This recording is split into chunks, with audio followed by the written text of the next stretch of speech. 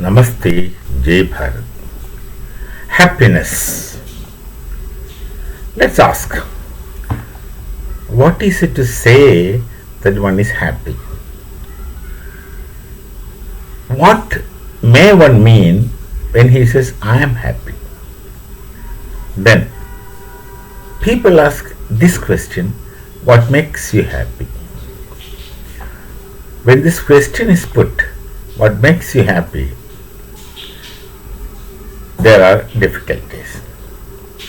Difficulties because if there is something that makes you happy, in that case, should that something go missing, then logically your happiness also should go missing.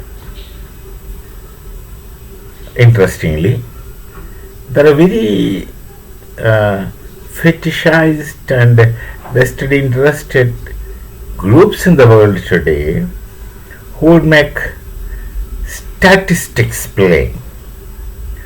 Our modern researchers are also like that, empty researchers they are, because they play with number games. They give statistics and try to project something which really is not the case. Our researchers also have these difficulties. They play with numbers. But one should look for reality, truth, and what actually is the case for any studies. But then this became a game. Many Europeans, especially the European universities, they have this technicalities more and knowledge content less. People might say that until you present a PowerPoint, your presentation is not up to or updated or things like that. They heavily depend on instrumentation. These groups who publish many indexes, for instance, happiness index, they would want to say Bangladesh is the happiest people in the world. Then I would say that fools are happy if you say so. Fools are also very happy if you say so. There was a question of happiness way back in 100 years before, or more than that. Two Britishers. One is James Stuart Mill, another one is Jeremy Bentham. They tried to speak about happiness. So they were trying to fantasize, or they were trying to speculate. Speculate is the right word. They were speculating on an ideal society, and they said the ideal society should be that where maximum happiness of maximum number should be possible. Then they tried to speak about happiness, and then they said happiness, worth the name happiness, must have this given following properties. What kind of they were telling so many things, so like fidelity, fecundity, fertility, so many things they said. These are the properties. If a feeling has, then that's an it's a proper happiness. They brought out the theory of happiness should be like this, society should be happy, and what is happiness? They brought out these theories, of course. Then the criticism against them obviously came that they are trying to quantify a quality concept. This is a big contradiction. You are quantifying a quality concept is so anachronistic, hopeless, and waste of time. So much so, James Stuart Mill's son, John Stuart Mill, who went against his father's theory of hedonism. This is called hedonism. The theory is of James Mill and Jeremy Bentham is called hedonism. His son John Mill has said, he said a very interesting thing. I prefer to be the most unhappy Socrates than the happiest pig in the world. He sums up everything in this sentence. Given your criteria of assessing happiness, a pig is much more happier than a most satisfied human being. See. So there are some agencies, but then these agencies who would go about saying that Bangladesh is happiest and Bharat is somewhere at the bottom, 150 or some number they give. This, of course, has a purpose. They simply wanted to say things. They're giving a lot of statistics, a lot of things like that. So, this thing is going on in the world. Going on in the world. So, these hedonists were accused of quantifying something which is a quality which cannot be quantified. Now, that is the thing. This kind of calculation in hedonism is called as hedonistic calculus. It's called as hedonistic calculus. But the point here is, when someone says I'm happy, and when someone is asking you a question, what makes you happy, then this question is interesting. What makes you happy?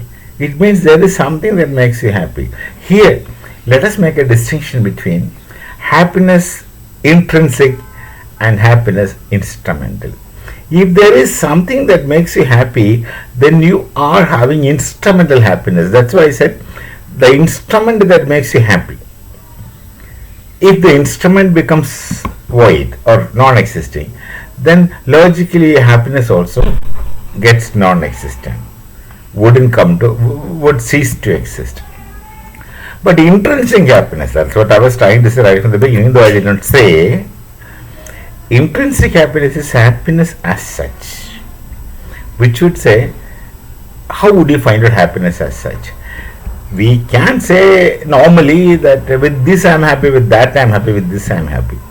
But happiness ideally should be without this, without that, and without something. It means happiness is, or should be, or ought to be, a phenomenon within a human being which is under the control of human being, which the human being can generate from within.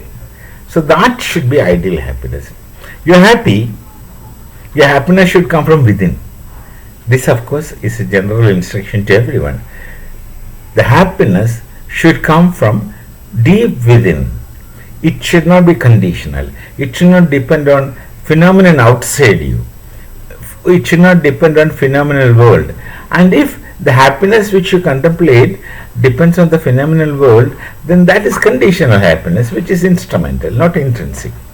We should look for intrinsic happiness. Bharatiya knowledge tradition, Bharatiya epistemology has a lot of ways to understand intrinsic happiness, and they have yoga gives many methods of obtaining this intrinsic happiness. Lot of things. They first of all say detachment, many things. Buddha, of course, takes it to an extreme, detachment, and many others. Detachment is one such which is generally present in Bharatiya knowledge tradition. And then another thing is creating happiness within through the principle of, they say, chitta shuddhi, that is cleansing your mind. Then chitta vritti nirodha, that pravritti of your mind, that is a functioning of your mind, which is essentially thinking, has to be controlled. And where thoughts are not necessary, destroy them. Eliminate such thoughts of you. You will remain peaceful. The peace has to be essentially an ingredient or an existential aspect of your existence. So real happiness should be natural to you, should become your property or your quality or your attribute or your essence. So nothing can affect it, nothing can disturb it, nothing can distort it. But if happiness is conditional, if happiness is conditional as instrumental, then this can come and go and it will not last. And what is not permanent is waste, useless. Speaking about Shankara Vedanta, what is not permanent is illusion, Maya. Whatever is temporary was not there before and will not be there after some time. So it's illusion, it's Maya. So happiness for any human being, practically for today's world, don't look for happiness outside. Don't look for happiness anywhere. Just look for happiness inside you. Or if you don't find happiness inside you, create it. You are the master of your mind. You can create happiness. Do not surrender to the compulsions of human minds. Do not surrender. Why should you surrender? You find out where you get happiness created from within. Create happiness, you will never be happy. You will be comfortable and nothing shall happen to you because nothing shall affect you. Just forget about those index makers of the world who would say these people are below poverty line, these people have that thing, these are all gimmicks with statistics. And that I just told you, our modern research is suffering from this. They would never reach reality. They can't even approximate reality with these kinds of things. So happiness, create it from within. Build upon it. Intrinsic happiness. You are the master of it. Nothing shall affect you and you remain happy. Don't bother. You can afford not to bother. You can afford not to think. There, yoga says chitta vritti, the operation of mind can be stopped. Let your mind not function. Put it off, main switch off, let it not think. Think when you want it to think. Think in the direction where you want it to think, not in a haphazard way. Don't look for happiness outside you. Don't depend on happiness outside you. Don't go for conditional happiness. Don't go for instrumental happiness. Look for intrinsic happiness which you have to create from within.